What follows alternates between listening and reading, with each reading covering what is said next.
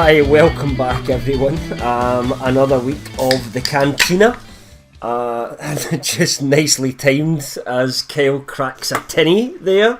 But yeah, you're back listening to the Cantina again. We are kind of on week 2 at the moment of our sort of Mandalorian coverage, kind of running into season 2. If you're wondering what the Cantina is, it is the Last Call podcast that we did before, which was basically it's Star Wars. It's me and Kyle and Star Wars, but we've just kind of rebranded it to the Cantina. Kyle, of course, is here with me again. Kyle Malone, say hello. Yeah. Kyle, of course, is the host of LRM Mornings, and we co-host this the Cantina. So this week, what we're going to be doing is looking at. Last week we looked at Mandalorian season 1. Gave you our thoughts about that, the good, the bad and the ugly. And this week we are going into sort of anticipation, if you like, speculation land about what is we're going to see in season 2. We know very little about the Mandalorian season 2 in reality.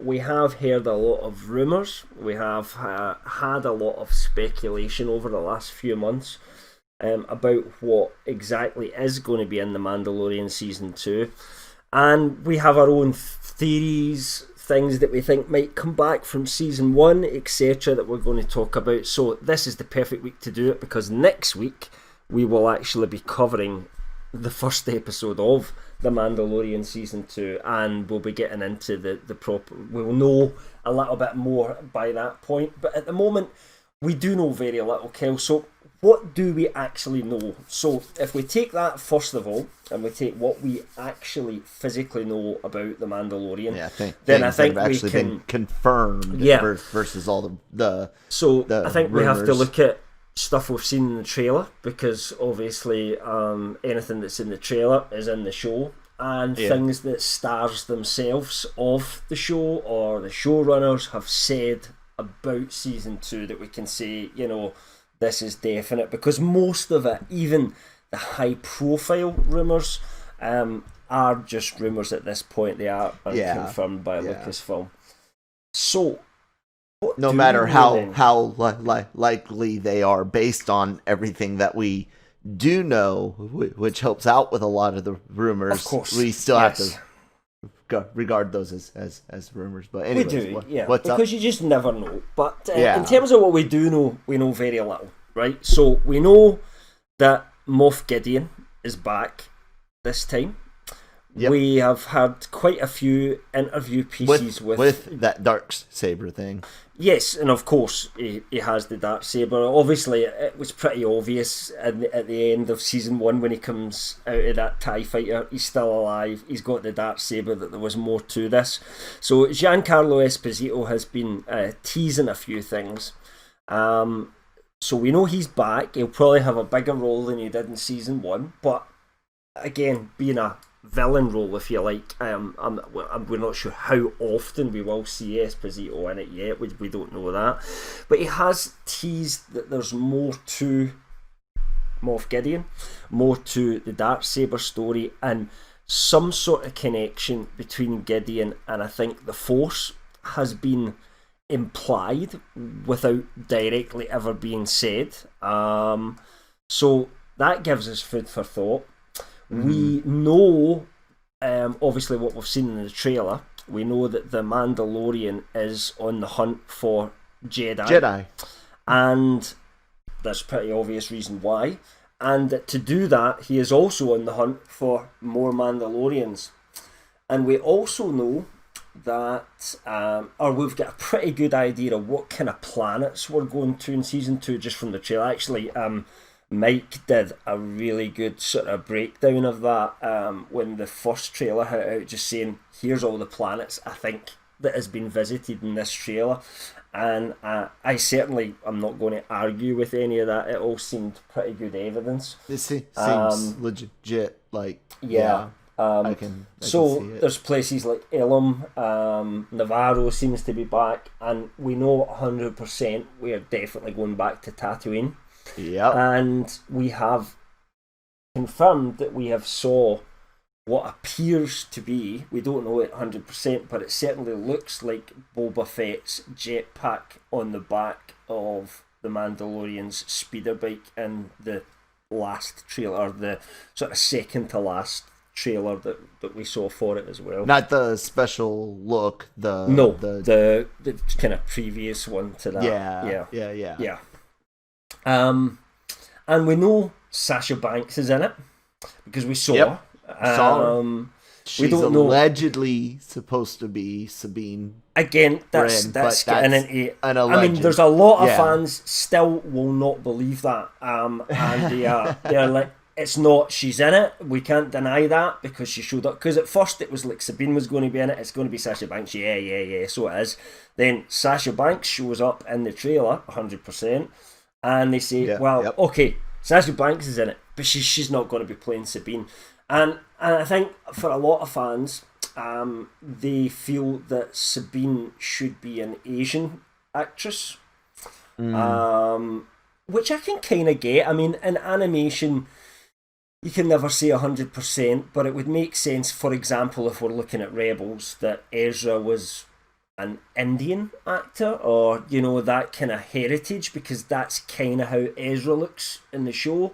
I can kind of get why people think Sabine looks more Asian, but I'm not 100% on, doggedly, yes, it must be an Asian actress that plays this role. I'm not, I wasn't, I didn't look at it and say, that's an Asian character, and that never kind of jumped out at me.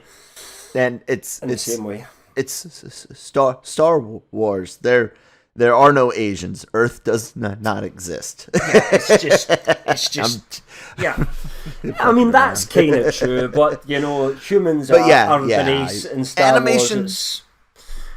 To what you were saying about animation, Seth and I and Jammer have had conversations over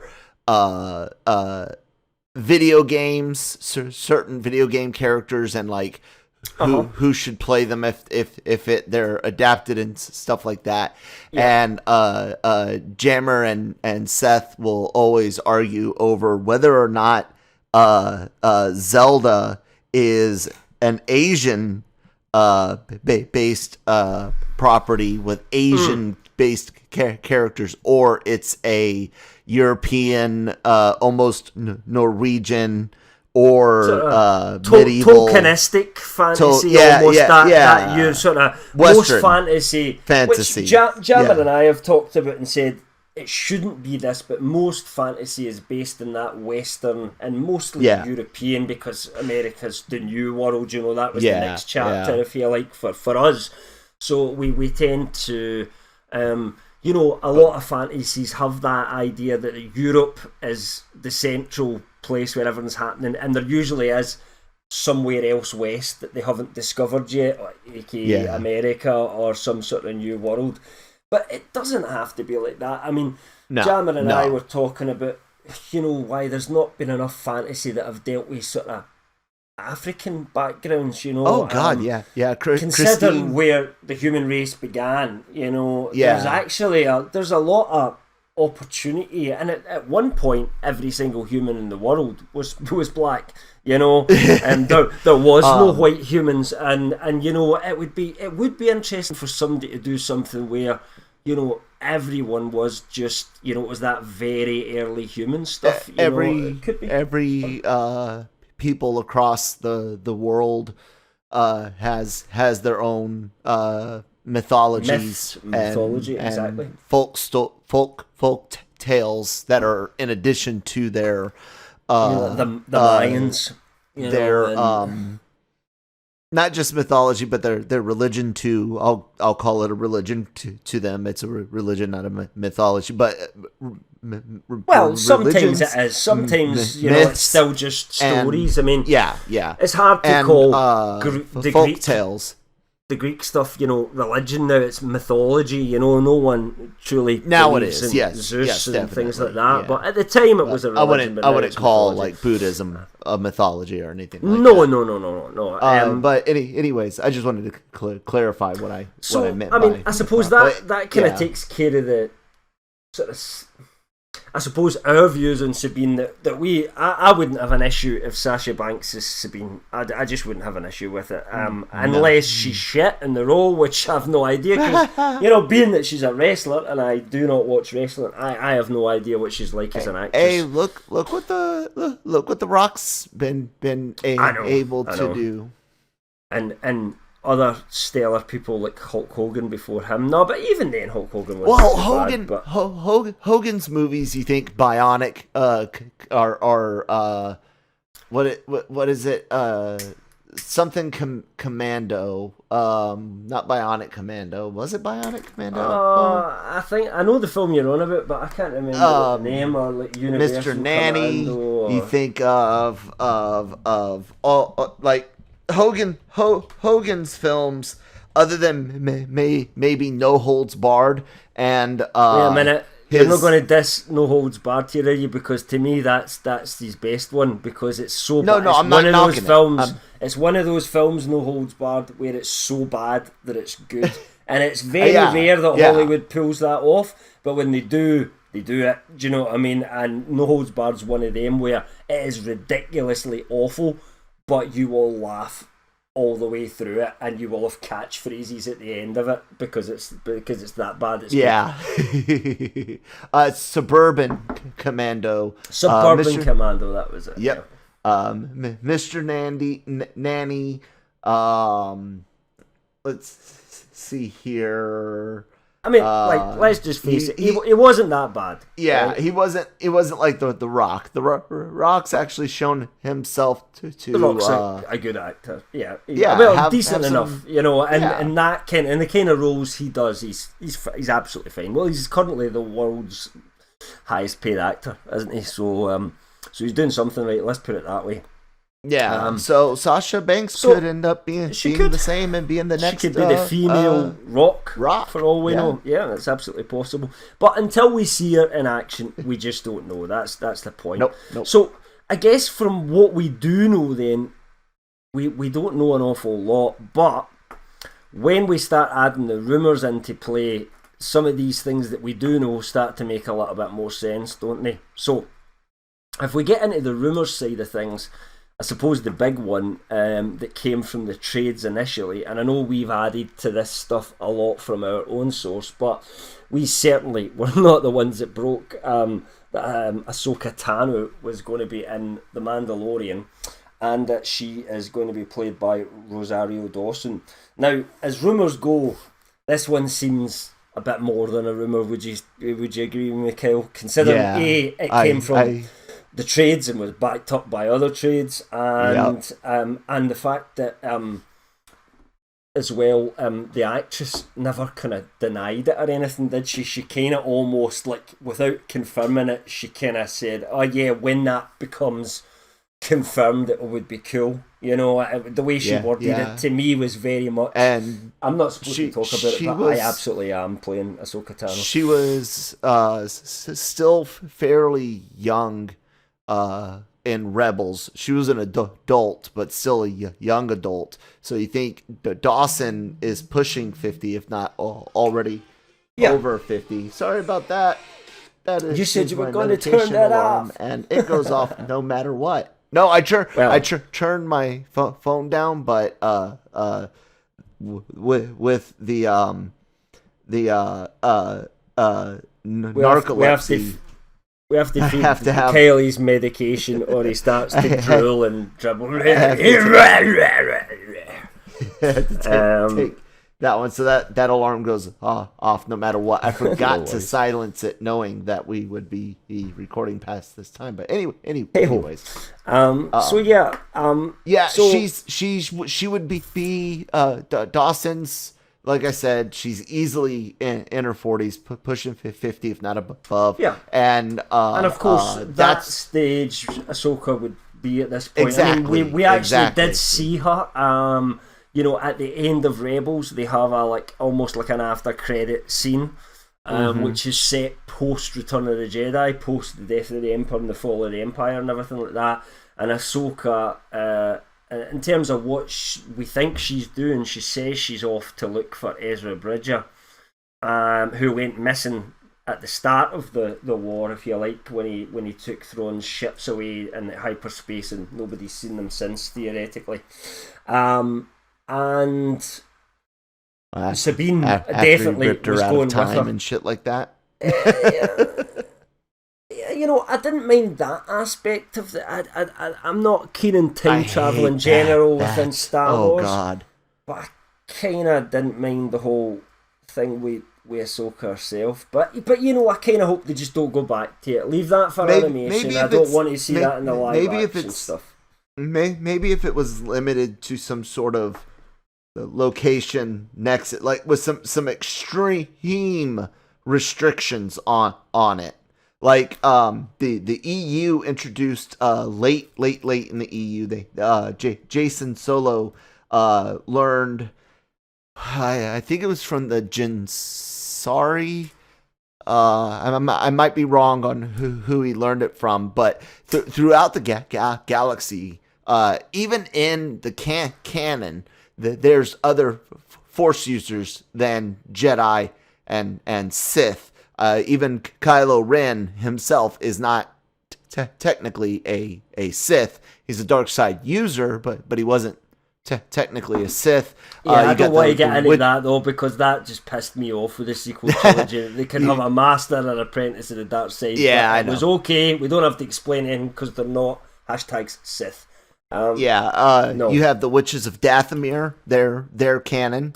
They've been in the Clone Wars and Rebels as well. Yep. So, and I have a wicked idea for a horror movie set on Dathomir, dealing with the witches. You can't have a Star Wars horror movie. You could have a kiddie horror movie, like a movie that's done to scare kids, but the adults go, that's not scary. We could have a hard PG-13 thriller, PG-13, a psychological horror movie set in the Star Wars universe. Absolutely. Even if it's PG-13, but kids all go to bed crying at night, it doesn't make money for Disney. I don't care, dude. This movie would be made on like a $100 million budget. That's it, and that it's gonna make that back easily. Well, that's true. Yeah. So anyways. So we get distracted I know. Sometimes. Dawson does seem as if she's the right age to play the character. Does seem as if she is playing the character. A good actress. Seems highly unlikely she's not. We have certainly heard that she is. We've also heard, which we weren't the first to report this, but we heard initially that she might be getting her own series after she's appeared in The Mandalorian. And since then, we then heard, she is. But so is Ezra. So is Boba Fett, which we didn't know Boba Fett was in the show at that point. And we have since heard so is Cara Dune, and KRT then added onto that to say, we've heard about Cara Dune as well, but actually it's Cara and Bo-Katan. And that brings us to another rumor. Kessel Run, what's the T stand for again? Kessel Run Transmissions, the guys over there that do their podcasts and stories. Yep. So, I mean, other than one point with them where, we haven't heard about the animated Rebels sequel, and they have, and, they were that was the only kind of time we've really had a sort of a disconnect. A disconnect, because most of the time the rumours we hear are the ones they hear, and vice versa. I mean, I just don't know about this Rebels animated series. I've got a funny feeling. And this is just a feeling, there's nothing that our sources told us or anything like that maybe that was the plan until Filoni got involved with The Mandalorian, realised Disney were then pushing for more live action stuff, and I wonder if his move into live action took that story into live action with him. I don't know. They could do an animated series, even if it was limited, that actually told the story up to, caught you up to The Mandalorian as well. That is possible, but if it was finished and it was all ready to go and all that sort of stuff, with Disney being so needy of content, if it was set before The Mandalorian, I don't see why they wouldn't just get it out there. I don't know. We're just going to have to wait and see on that one. But I think we can say that we've heard Ahsoka was in season 2. We've heard Sabine was going to be in season 2. We have heard that Bo-Katan Kryze, played by Katie Sackhoff, was going to be in season 2. We've had Katie Sackhoff, Gina Carano, and the other one, Sasha Banks, all talking about working together before and kind of liking each other's tweets, which was weird. Then when we broke the story on the Gina Carano thing, Katie Sackhoff liked that. It wasn't our tweet she liked, but a further kind of follow-up story. But it was the one that connected from KRT that connected obviously Bo-Katan to it, which is all a little bit strange. And then we have also heard that Tamura Morrison was 100% in The Mandalorian season 2, and initially everybody didn't somebody say that for certain a source said he is his own agents over in, like, I think it's New Zealand he's from, his own agency has him listed as The Mandalorian season 2 and listed as Boba Fett as well. Okay, that's what it was. We've also heard from KRT, they said that they've heard he's definitely playing Rex as well. And Rex would actually weirdly be a lot older than Boba Fett would be, even though he's not actually older because of the aging process, obviously, that the clones went through compared to Boba Fett.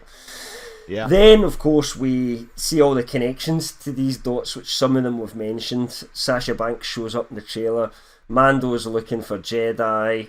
Goes to the crystal planet where Kyber crystals were mined, and Kyber crystals were selected for lightsabers. And we have Boba Fett's armor, and then we have another rumor which ties Boba Fett in as well, and this one seems very, very solid also, that Timothy Olyphant is in The Mandalorian season 2 and is playing the character.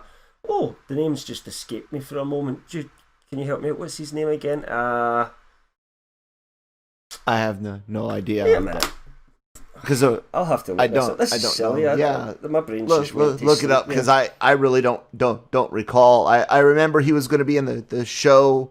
I don't remember what the character was, but they were like, he's going to have Fett's armor, and part of the one episode's going to be Mando helping Fett get his armor back. Because it's part of the story that was started in that Aftermath novel.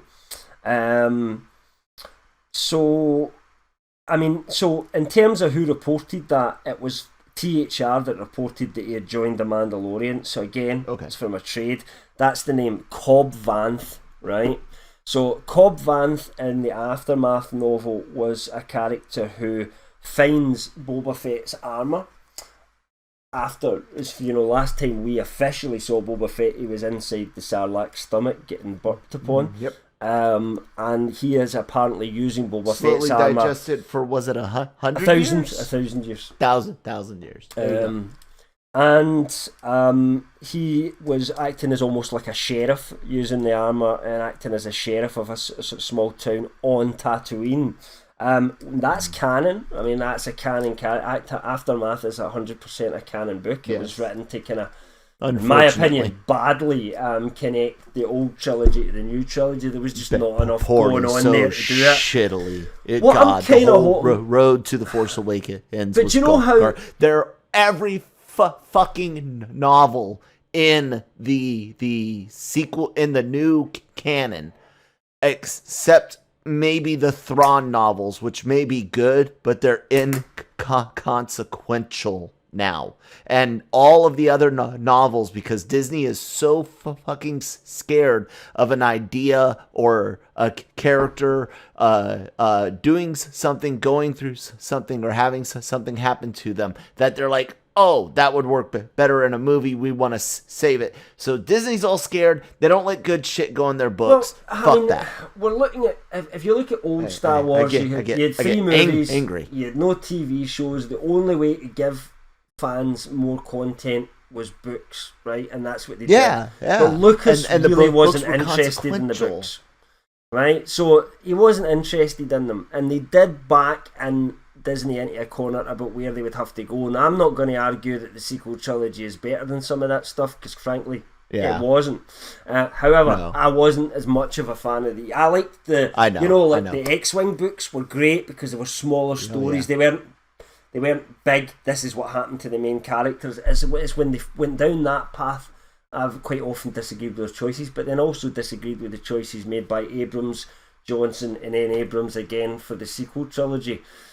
My only hope is, but it's a different kind of hope I had from before. But for me, the prequels were the right idea executed very badly with the wrong people doing it, right? Whereas the sequel trilogy was executed well but had pretty shitty ideas for me. Now, It's because it a was lot of fans, all different ideas. yeah, a lot of fans think that the Clone Wars cartoon, which I enjoyed, and Rebels actually make the prequel era and the links into the old trilogy a lot better. And I would agree with that. However, at the same time, when I put on The Phantom Menace or when I put on Attack of the Clones, I still see the bad acting, the rough special effects, the poor Shitty dialogue. writing. Yeah, all of that's still there, despite the Clone Wars being good. So I could go back and watch the Clone Wars again more readily than I would the actual movies themselves, which is kind of sad. I almost kind of hope that this whole universe that they're setting up, sort of post-Mandalorian timeline, helps us to get to a point where the sequel trilogies actually make a little bit more sense. But like... nothing is ever going to make those not movies. Completely. The whole idea to bring Palpatine back is that you're never going to fix that, right? To me, not the way not that properly. They did it. I mean, all they're going to do is borrow from Dark Empire, make it a new book or a new comic line to explain. I think they might start explaining all that in this universe. They could end up getting into all that. You've got Moff Gideon is wanting the child. Maybe he feels the only way for the Empire to continue in a new form is they need a Force user using it. So he's... Well, we'll get into this in a minute, but he wants the child. You have to imagine that there's maybe some connection there later on, further down the road, that connects to kind of what's actually been happening with the Emperor. But I think we could get to the point where I like the story after the original trilogy more, but still don't like those three movies. Because they've got more time to tell a better story. Yeah. But the worry is, because the ideas were good for Lucas, but the execution was bad, I'm worried that that's not the case this time, and therefore they might not be able to go too far with painting themselves into a bit of a corner and really getting into all that stuff. So that's a worry. Yeah. So as rumours go, we've got Timothy Olyphant, we've got Katie Sackhoff, we've got Rosario Dawson. All these people are supposed to be showing up in the Mandalorian season 2. These Clone Wars and Rebels characters. Rebels characters. Exactly. Yep. So and all of the rumors that pretty much everybody that is in that is rumored to be in this show is also rumored to get either an individual or pairing type spin-off. The new people anyway. The only existing Ezra Miller going to Thrawn. I mean, Ezra's not even supposed to be in Mando season 2. We've had no hint of that at all. So I would imagine that's something that comes a little bit later on. That's probably a bit further behind. Maybe. Like they'll have to go looking for Ezra first before and then maybe we'll actually... Yeah, that might be we'll find what happened, what was going on between Ezra, wherever he was. I will say this. I think we can all guess where Ahsoka is going to show up at. Are you talking about episode 5 by any chance? Yep. And why do we think that, Kim? because that's the one Dave Filoni's written, directed, right? Absolutely. Or no, just directing. No, I think doing Favreau both. still No, wrote it. he wrote it. Dave Oh, he Filoni did both. wrote it, Okay, yeah. Uh-oh. My printer's making noises. Sorry about that. Your I have no what's idea why making it noises? just started going off. Your printer? It's going off. I'm being haunted. I don't even have a printer in my house. It's it's doing right one now. of those automatic clean things where it's it's. No, it's not. This printer's 8 years old. I don't know. No, stop. Well, see if it sends out messages saying, like red rum and stuff like that. Start to worry then. But if not, I wouldn't worry about it. It does have a little screen where it's got words, so if you're like making a black and must white kill copy human. or something like that, like it starts saying "kill your family." Skynet is active. But yeah, so this is all the kind of rumours around what we think and where things are going. What our sources said is that there's going to be a series of shows that are all connected into one narrative, and the analogy they used was, imagine Game of Thrones where it was one story, but actually in Game of Thrones you've got 5 or 6 different threads that are running at the same time, and at the end they'll all come in together as one. But they really, like Daenerys doesn't meet Jon Snow until the very the second last season of the show, that kind of thing, and that these series would all be kind of running off each other, but all playing in the same time zone, and there could therefore be chance for crossovers, stuff like that. I know you don't like the idea. I don't know. I mean, I watched I was talking about this in Slack earlier on, like Stargate and how Stargate connected to Stargate Atlantis and Universe, and they all kind of were part of each other at the same time, and it can be, sometimes it was a little bit cheesy, don't get me wrong, but if it's done in the right way, with sort of Game of Thrones as a model, and they have an end goal, a climax, I think you don't do something like this unless you have a climax planned where this could build up. So it's almost like the MCU building up to Avengers Endgame. It feels like there could be the opportunity for something like that with all these series. Could be. Not including, obviously, Cassian ultimate... Andor or Obi-Wan, because we've been told those are limited one-off series being told on their own kind of thing. Thank God. But certainly these shows anyway. So we don't know. We have to wait and see. I know you hate it, but I'm prepared to kind of wait and see on that. But that's the way we think the future is, if you like. Let me explain to the audience why I hate it, and because now we're getting into the part where me and you are guessing, thinking about what's. Yeah, we've not specifically said anything about what we think is going to happen in season 2 yet, but we're leading up to that by saying here's what we think the future is, if you like. So feel free to comment. I think that this show, this season, is unfortunately it is basically a cotton candy machine. And this season is designed to do one thing: spin around in circles really fast and spin off other shows. And I'm afraid that maybe Mando season 3 might be really awesome. Yeah. But I'm afraid that Mando season 2 is going to suffer the burden of launching other shit. It's like Iron Man 2, isn't it? Do you know what I mean? It's like Iron Man 2 was almost that out of the MCU. It was the one where it was more about establishing the universe than it was about the actual story itself. So there's absolutely a risk there. Favreau, of course, did actually direct that movie, and he's showrunner on this.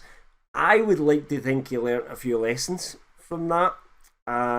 Maybe. And that they will still be focused on a good story and character development within and he doesn't have a as far as we know Filoni, I'm saying it right Filoni? Yeah. As far as we know Filoni and Favreau are fairly autonomous with this and things connected. Now that's not to say say Kennedy hasn't butted her head in, because she sure as fuck showed up on that Disney Plus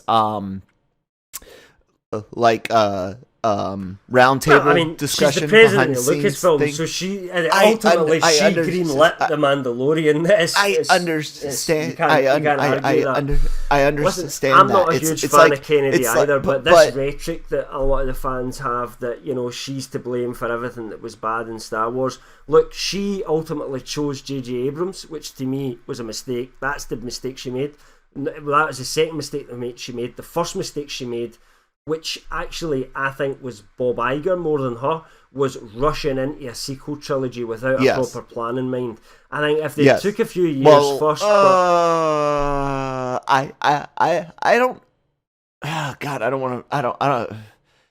I mean, I would actually prefer they just didn't do a sequel trilogy at all and just started a new story. Don't get me wrong, that would have been the preference for me. But if you were determined to do 7, 8, and 9, you have to get it right. You have to think, right, how does this story end? And you almost have to have the climax and roughly in your head, not exactly how it's going to happen, and then kind of tell your story that goes towards that point for me. And I don't think they did that. I mean, we know they didn't do that. Anyways, we know they created a lot of this stuff just off the cuff. We'll see the point. I was trying to get at with the Iron Man 2 thing and Jon Favreau. He had a Kevin Feige who had his own plan, True. who was like, yeah, you're gonna do your movie, but XYZ has to be in it. And Favreau, being a team player and seeing what they were building up to, I think he did the best he could with fitting in X, Y, and Z. That being said, he doesn't have. I don't think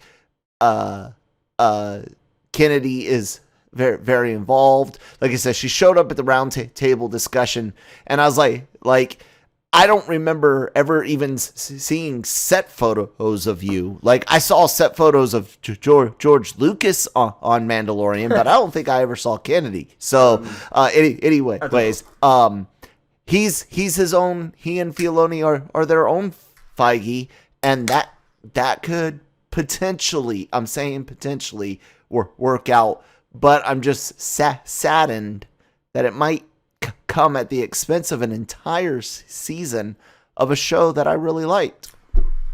I don't know. I still think there's absolutely. I mean, one of the issues I had, as we talked about last week in The Mandalorian, was when they went off and did little stories on their own that weren't consequential in any way. If season 2 is more building one story as it goes along and introducing a lot of secondary, I think one of the issues Mandalorian season 1 had was they killed off some of the better secondary characters. So we're left at the end of Mandalorian season 1 with Mando, the child, obviously, the villain. We've got Grief Karga and we've got Cara Dune. Quill's dead, IG-11's dead, and I suppose a lot of the guys he met in that prison episode are dead as well, as other than the Bill Burr character, who certainly is confirmed to be back in The Mandalorian season 2. So it kind of, I like that better when everything's building towards what, like, there's a story, a thread to kind of follow, and if there's more threads jumping off that in different directions. I'm a fan of Game of Thrones. I love that sort of stuff. So that kind of does appeal more to me. Whether it's good or not, I don't know. Whether it ruins the series or we'll lose focus, I don't know. We'll just have to wait and see on that. But I don't think they'll show up that much. I think they'll just be in it a little bit. It'll just be a little tease, I think, and then building towards more in the future. Maybe. But I could be completely wrong on that front. I do know one thing that gives me a little bit of comfort, and it's a bit of information that you shared on Slack. Everybody should know by the time this airs, because this is airing a couple days before the first episode hits. But it's first episode is almost an hour. It's 52 minutes. Did you say? Yep. 52 minutes, which means we've got about 48ish, not counting opening and ending stuff, and they might even have a recap included in that time. So still might be a 45-minute episode. But 45 minutes still better than what we were getting last year, because 45 minutes is traditionally your hour long when you add in your advert breaks and everything that's like an that. hour TV show. Yeah, 45-ish minutes. That tends to work for me, where they can tell a complete story from start to end. We talked about this last week. That was the issue with me in some of those middle episodes, with a kind of half hour, 30 plus minutes time frame. I just felt like sometimes it was 10 minutes too short to actually go anywhere and do anything. So I would like to see Mandalorian stick to around about that more 45-minute mark each episode. Please, but yes. I'm okay with some shorter ones if there's a reason for them to be shorter. But I hope it's not just like there's a standalone episode and it's just half an hour, because that's the ones that actually you need to give a little bit more time to, I feel sometimes. Whereas if you're doing a story that's built from one to another, if it's going to be an hour long, you could do that over two, half-hour episodes or something like that. But hopefully, I do hope that it's tends to follow on the longer side than the shorter side this side. I hope so too. Final thing then, Kel. So considering what we know and what's all been rumoured, what do you think's going to happen in The Mandalorian season 2?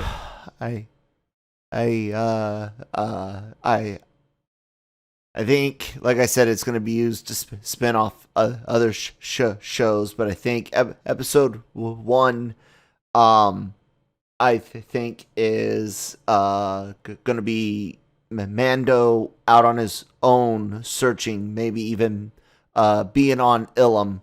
But I don't know. No, I take that back because the I think he's gonna go probably after Mandalorians first to try to find clues as to what Jedi are, who they are, what they do, what they need, things like that.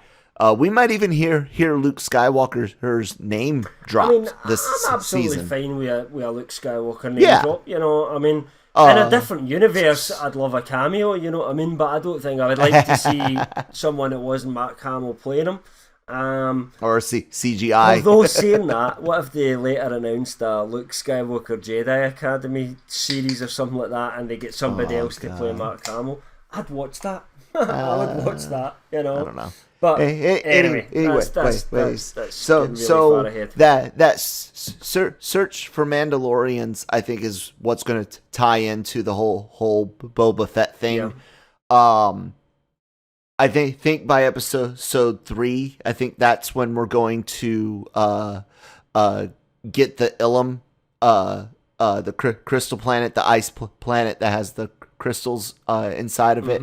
And that's the planet New Republic that is obviously after. Just the Ilum planet that's got these crystals inside, that becomes the Star Killer later on, doesn't it, in the sequel trilogy? That becomes Star Killer Base, which is something that I had not known before. Like, I've seen The Force Awakens, and I didn't know coverage of all the planets and what it means. That was the first time I'd heard that. But really, we should know that in the movies. But again, I don't want to just keep ragging on the movies. But but whatever. Anyways, so the fact that he's running away from the new Republic, I'm wondering if he does have an encounter with Luke Skywalker, and the new Republic maybe wants the child now. I think that's a potential thread that we can see. You say an encounter with Luke Skywalker. Do you mean an actual physical Luke Skywalker? No, not on screen. I'm talking like the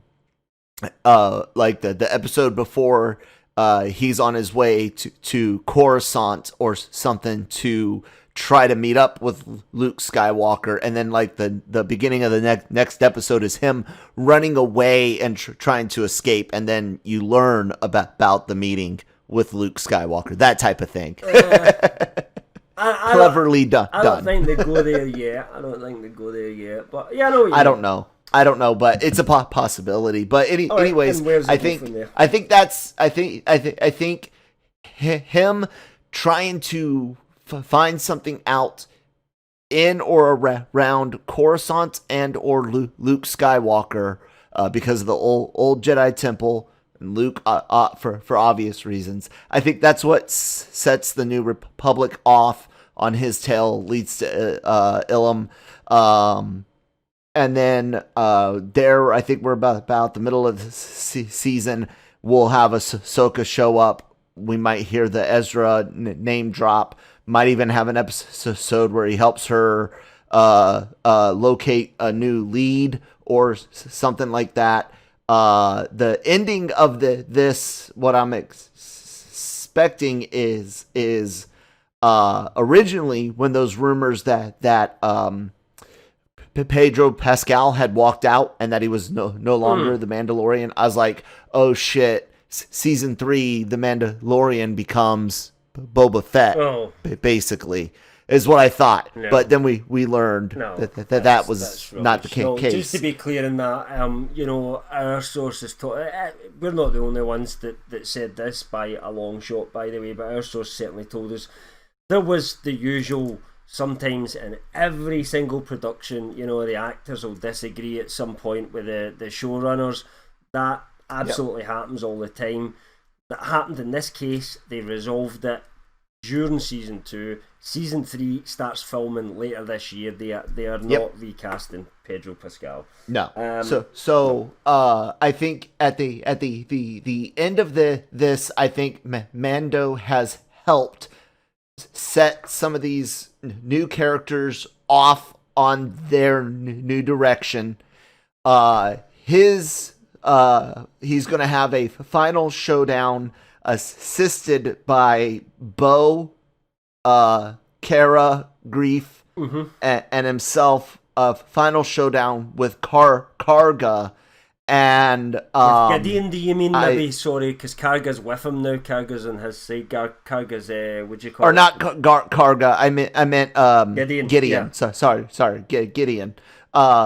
He's gonna have his final showdown with Gideon. I think Ahsoka shows up one last time at the very, very end. Maybe even coming in to save the day.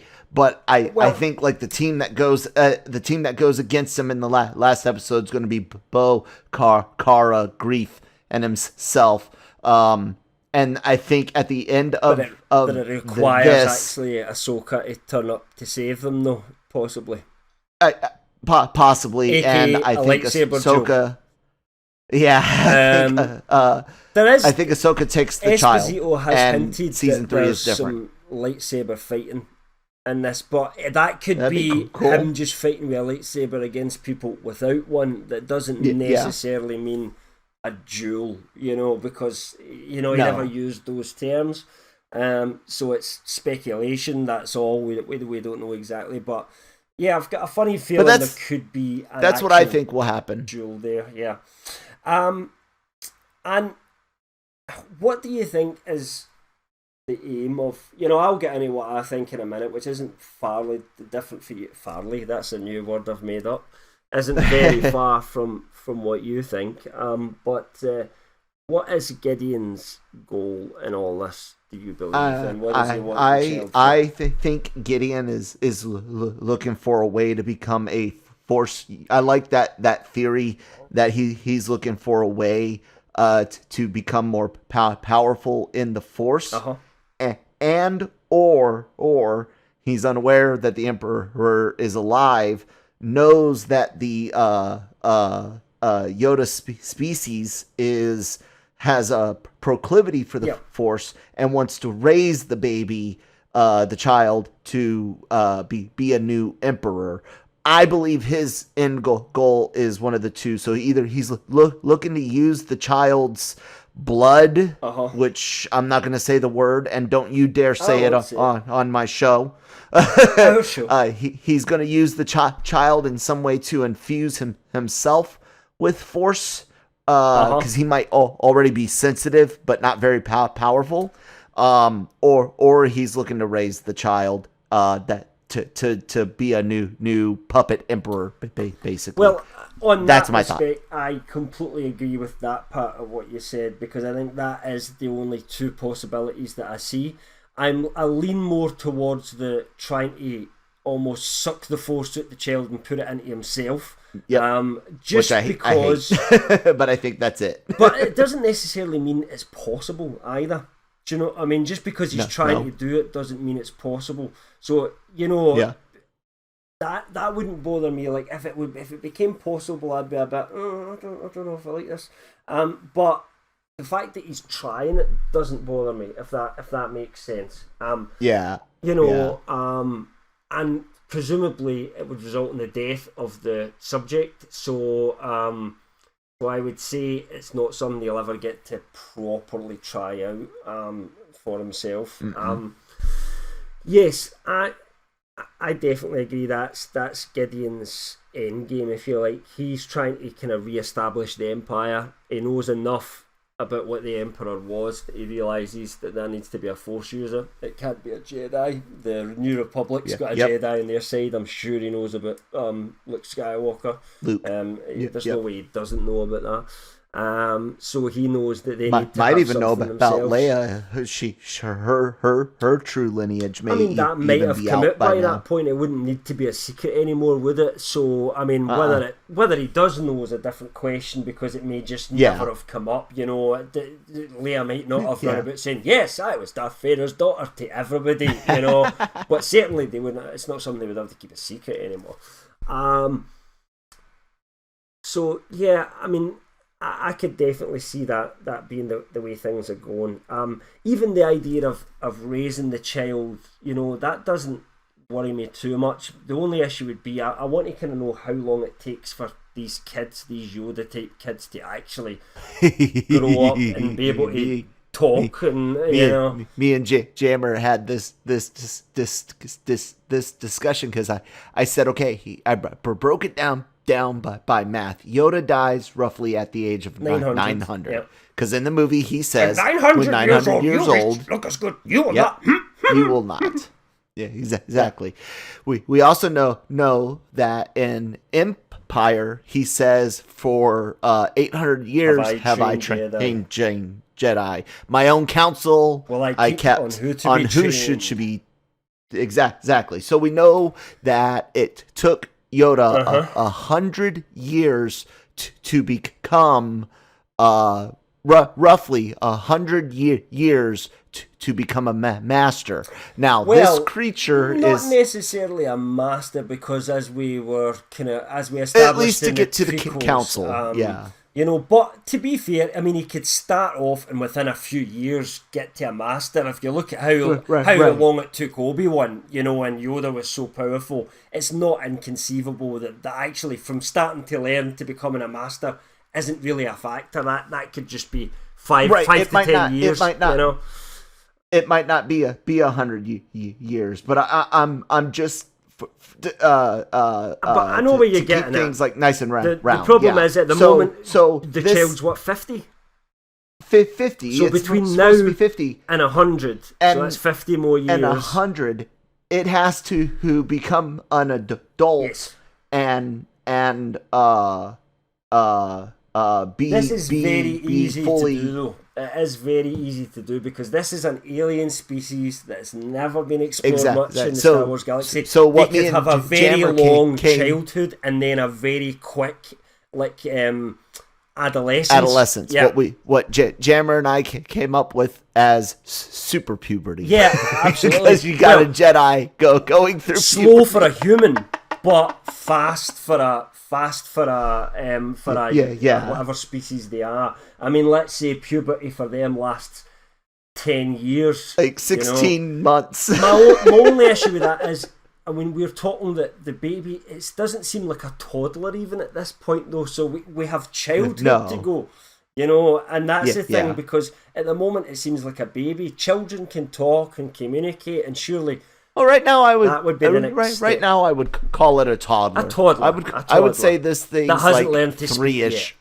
Yeah. But maybe because it's like no one's taught 2, it. 3. Yeah, I would say I agree with you. A 2 or 3-year-old that's maybe not had a great upbringing and therefore is a bit reluctant to start talking yet. Do you know what I mean? Yeah. Yes. Maybe he's never heard basic before. I don't know. Yeah, exactly. Because we still don't know who the fuck was defending the child. No, and that was this is something you forgot to talk about last week. Yeah. I mean, this does stick on me though, because why did they have it? Why were they just sitting there protecting it? You know, this doesn't make much sense to me. And the majority of them were the same Empire. species. There's no way they were working for the Empire, because the Empire had to go and get a bounty hunter. But why could the Empire not just go in a force and get them themselves? Were they frightened of alerting the New Republic? So that's why they tried to.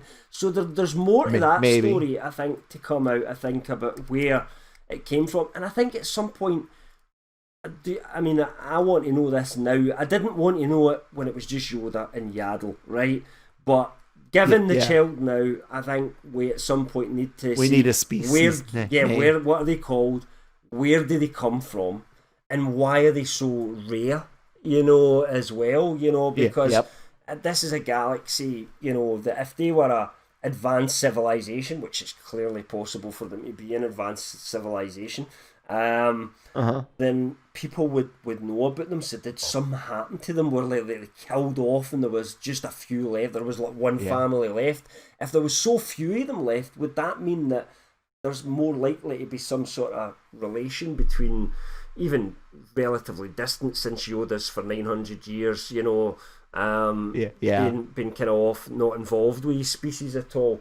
It does seem possible that there's some sort of familial connection there as well.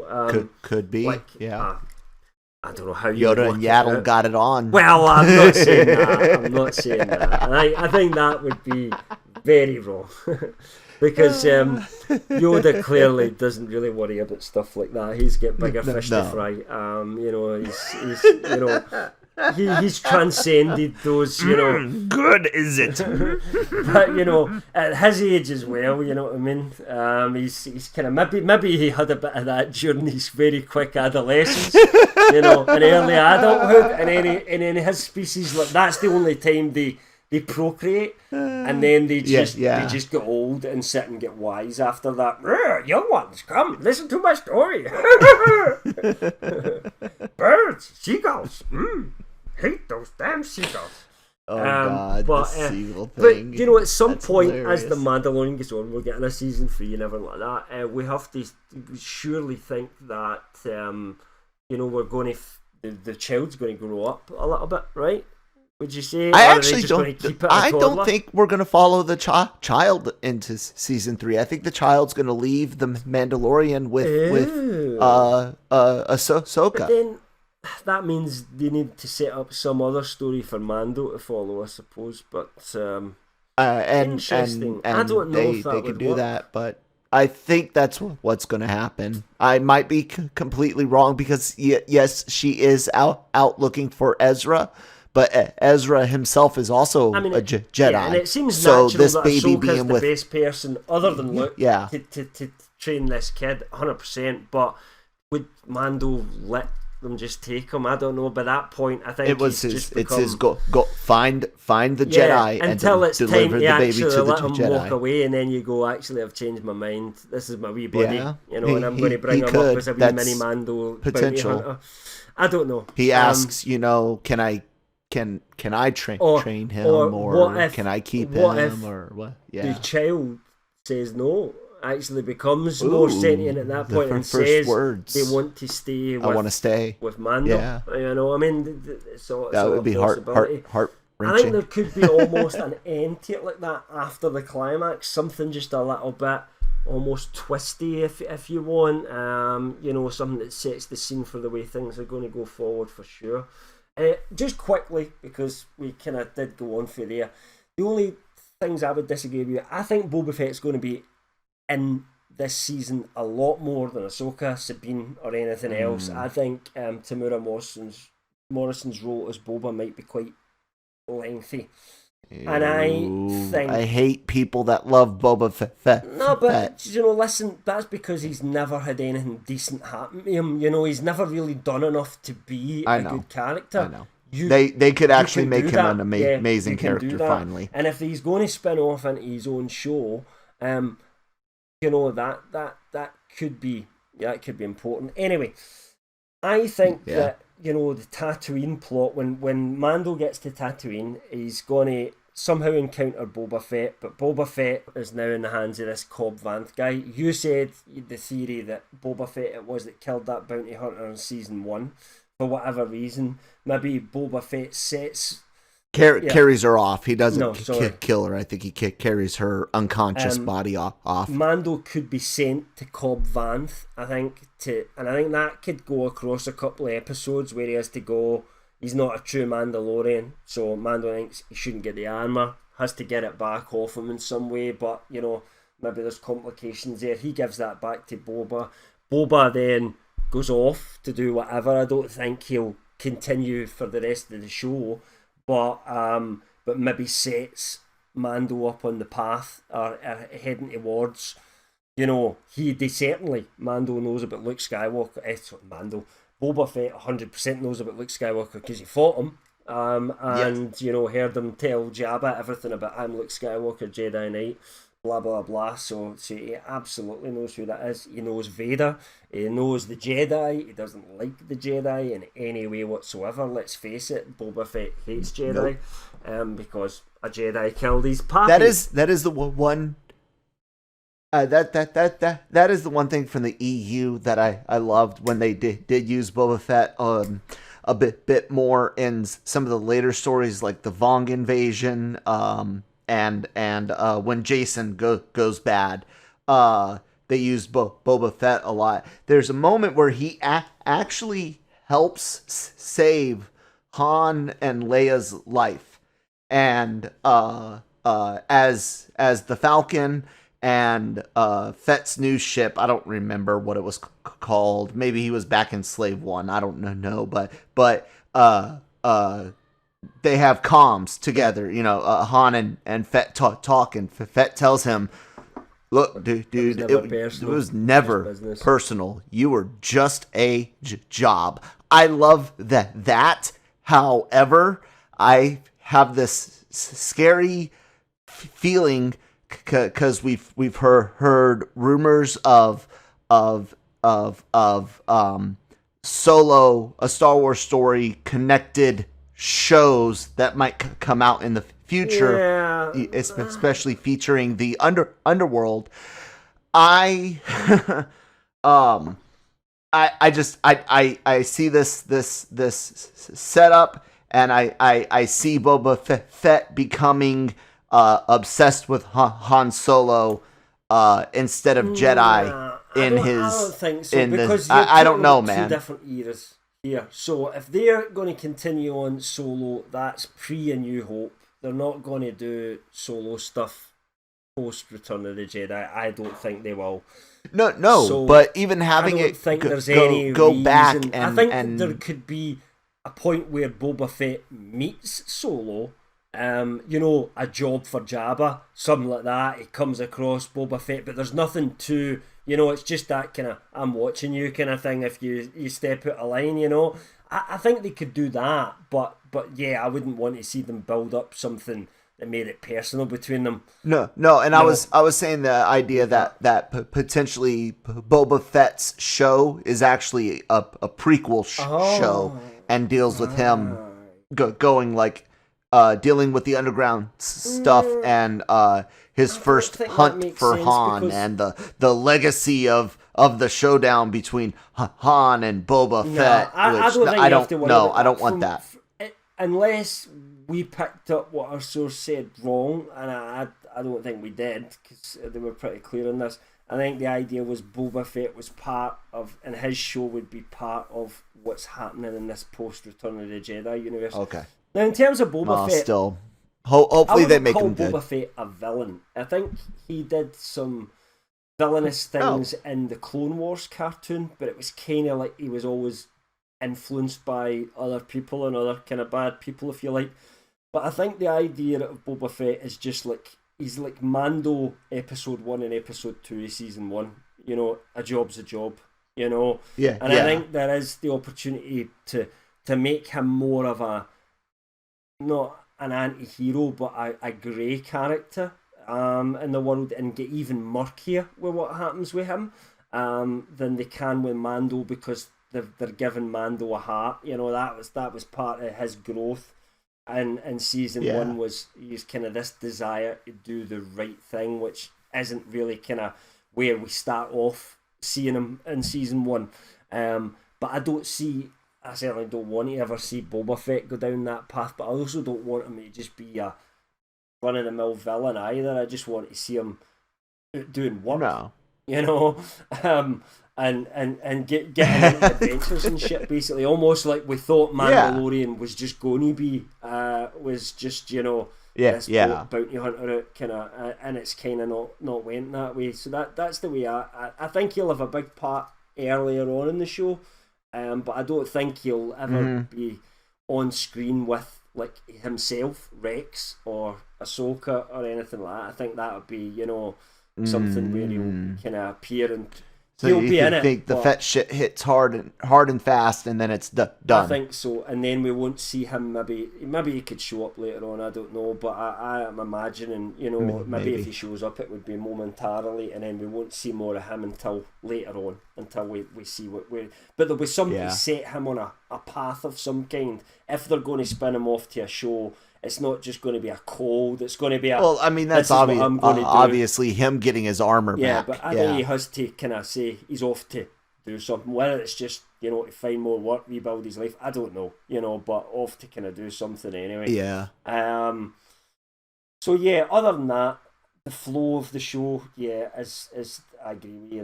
That's the way I think it's going to go for sure. We thought this would be like half an hour, 40 minutes. This week we're like plus an hour already, you know that?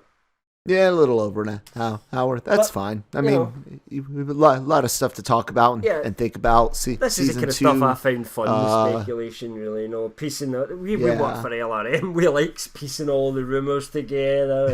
And you know, exactly. I don't want somebody to ever hand me a script. You know, I've occasionally I've read scripts for things before they come out, but usually properties I'm not too interested in. If someone said, you know, here is everything that, because there was stuff out there for Game of Thrones, I wouldn't look at it. You know, I wouldn't look at it, because I think that it just spoils it. I don't want to know 100% what's going to happen. What I like is putting all the rumours together, and some of them will not happen. It's always the case, and trying to speculate, you know, what goes on. It's that just kind of, it's the part that drives your imagination, and then you get to the point where you watch it and you think, was it as good as what I thought it was going to be, or, you know, as, you know. Or am I going to be surprised and excited by things? You get excited about the stuff that you get right, and then you get even more excited about the stuff that you didn't know about. I like to guess them, and then when they throw me for a 6, I'm like, very well done. Yeah. I didn't see that one coming, you know, and that's kind of what I'm hoping from season 2. Almost like The Empire Strikes Back compared to A New Hope. I want to see it get maybe a little bit darker. I want to see the kind of universe expanded upon, the more secondary characters in it more often, and you know, and just build up what, you know, I want to know by the end of season 2. What I want to know is, where is this going? Have a rough idea of where this is actually going, you know, and that could be finding out more about. And are we going to spend time in a connected universe with these characters, or a connected era with these characters? Yeah, you want to know kind of roughly where things are going, but you just don't know how it's going to end. That's kind of what you're looking for. So that's what I'm hoping for. I guess we'll find out next week. So we'll be watching episode 1 of season 2, all 52 minutes of it. Although I may skip the recap if there is one at the start, but we don't know if there is one. That could be on the 52 minutes. You guys can listen to our recap instead. Because we will be catching up with each other, obviously, to discuss what we thought about season 1 and just, you know, basically review it, I suppose. Let's talk about it, and then inevitably every week we will get into speculation, because as each week goes on and we get more information, that's going to drive our speculative minds, and we're going to get more and more targeted to where things are going as we move along, I suppose. And the episodes are going to get longer too. They could do, yeah. They could do. Because they're going to build on each other. Especially once we start getting to the kind of climax side of things. But we'll try and keep it down a little bit, because we only have a 40, maybe a 45 minutes of story, we think, to kind of cover. So certainly not going to talk about every single thing that happens in that episode, but we'll definitely be reviewing it, talking about the stuff that happened in it, what we liked, what we didn't like, and where we think it's going next. It'll be kind of how the format is that we do this. And we're gonna I will let everyone know exactly the date of each episode's release. Cam and I are gonna do our best to get these out, these reviews out to you guys as quickly as possible, including potentially even the weekend, if at all possible. We're going to do our best. That's the idea. You have the hard job. You have to put it all together at the end. I just need to show up and talk. Put it all so it's easier for me. Yeah. send me a file. Close this shit out, man. All right. I'm hungry. See you later, guys. Speak to you next week. Thanks, Kale. Thanks, me. See you later on. Bye-bye.